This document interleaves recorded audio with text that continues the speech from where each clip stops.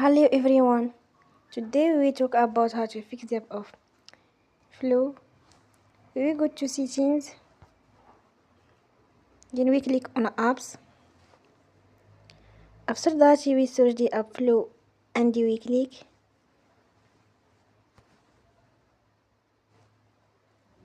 Then we will on for stop. After that we go to storage.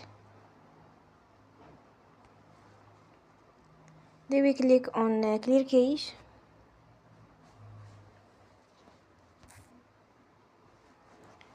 You go to Play Store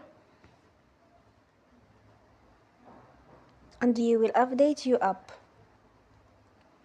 Don't forget to support us by like and subscribe. See you next time and thank you for watching.